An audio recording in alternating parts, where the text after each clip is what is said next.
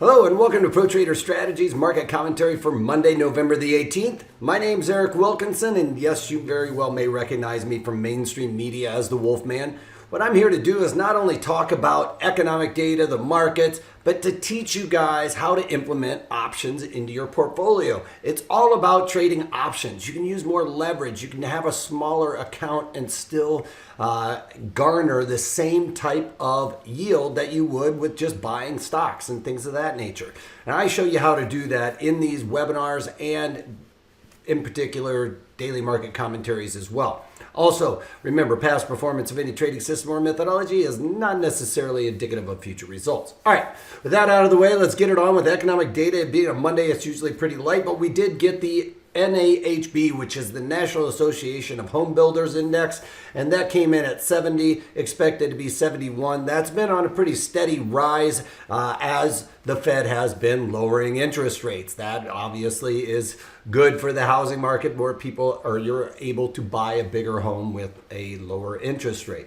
Anyway, that being said, later on this week, we do have a little bit better economic data coming out, especially on Friday. We get the flash estimates for European PMIs. So that is one of their most important economic data points because it's forward looking. That's why I like that PMI number.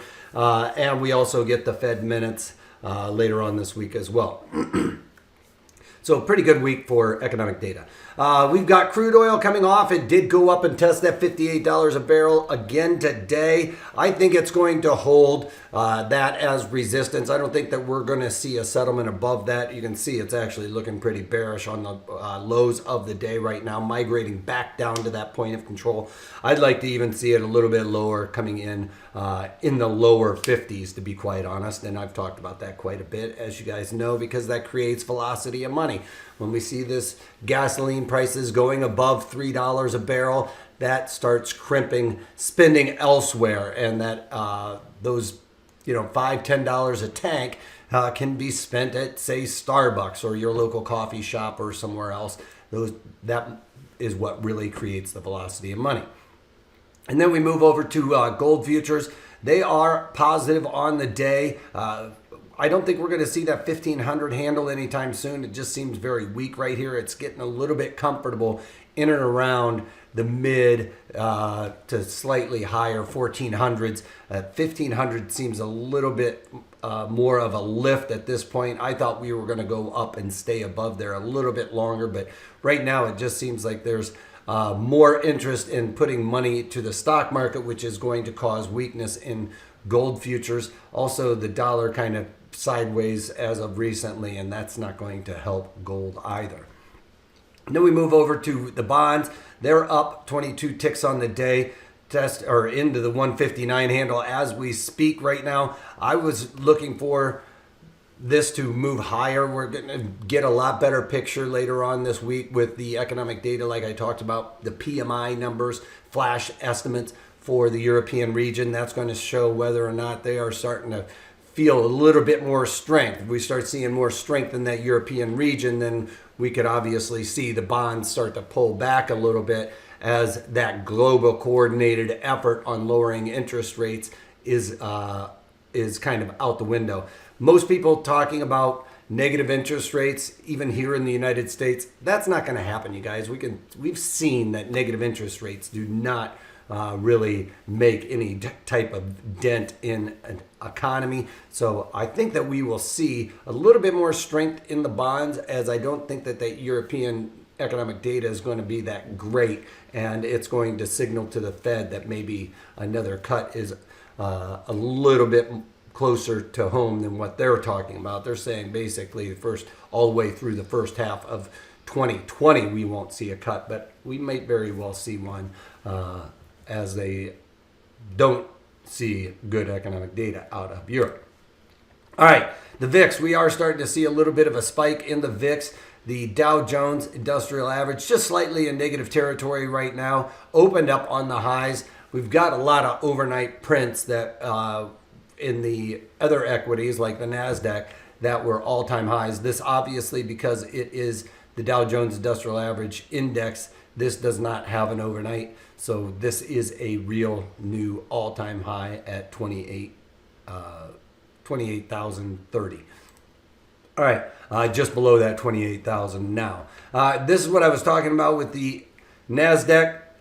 It is in negative territory. It seems like, it felt like there was a lot more strength in the tech sector than what the NASDAQ is actually showing. But you can see if I pull out the overnight session, that all-time high is gone. So we're going to be keeping an eye on that as well, because the day session is going to at some point print that 83.67 because it wants to have those all-time high prints in the day session. It's just a matter of fact, to be quite honest.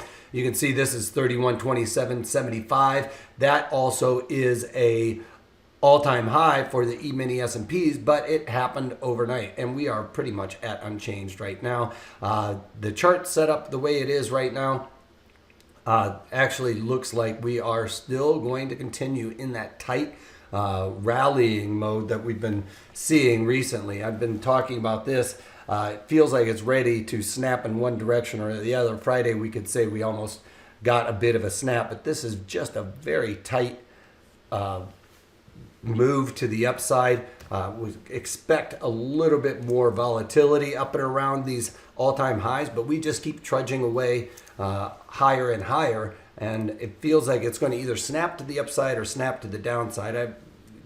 We have to wait and see for that because nobody really knows, but it feels to me like we're a little bit overextended to the upside, and we are due for a bit more of a correction. A lot of this bullishness coming into the equities today is China really trying to push for these trade war deal. Trump basically came out and kind of scoffed at it a little bit. He also did meet with Fed Governor Powell this morning, and I think he's trying to get the Fed to lower interest rates a little bit more, create easier money. That will really drive these equities higher, as well as, companies love free money, to be honest. Here we go with the E-mini S&Ps in positive territory. It didn't take very long, did it? Now, if we look at this is where I was saying the overnight happened on the highs.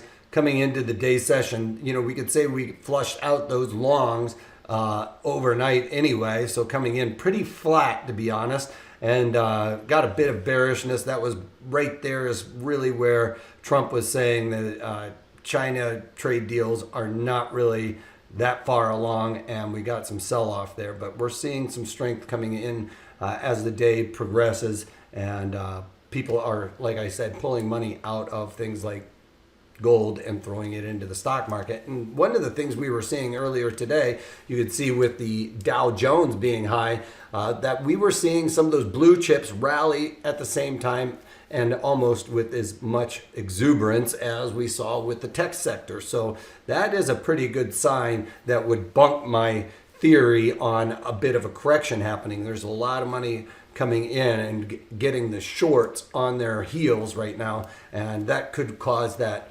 other side of the coin where we get that pop to the upside as those shorts start to panic and pull out. With my portfolio, I haven't added anything. I'm really close to covering that TLT trade. I'll just pull up a chart here of TLT. It's very hard to be when you're directionally wrong and you're doing very well on a trade. So my TLT trade, you remember I put on a ratio put spread, and that is somewhat bearish. But the way I built it out, if I got a move to the upside like we've seen here, then that trade is also profitable. And I got a nice credit for it. It's probably at 50% of that credit right now, which is what's really causing that conundrum with me on TLT. If it continues to rally, then I'll continue to make some money on that, as well as that credit starts to dwindle and I could buy it back. I think I sold it for right around 80 some cents. So there's only a few pennies left in it, to be honest. So I might very well cover that today. It's been itching at me, and when you get those gut feelings that tell you to, hey, get out while the getting's good, it's probably the time to get out. So I'm probably going to try and cover that today. That's about all I got for you guys. This week we're continuing with this webinar on our directional assumptions and how we come up with that strategy. If you have a bullish or bearish assumption, then we find the right strategy for that assumption. It's not just going out there buying calls and buying puts at any given time. We need to know what is going on in and around this underlying in order to find the correct strategy for that. So that's how we build our strategies out. We find our directional assumption, and then we go in there, look at the internals, if you will, for lack of a better phrase, and then build that strategy for that appropriate environment and underlying. All right, so that's all I got for you guys. Other than, if you can't take that, take it easy.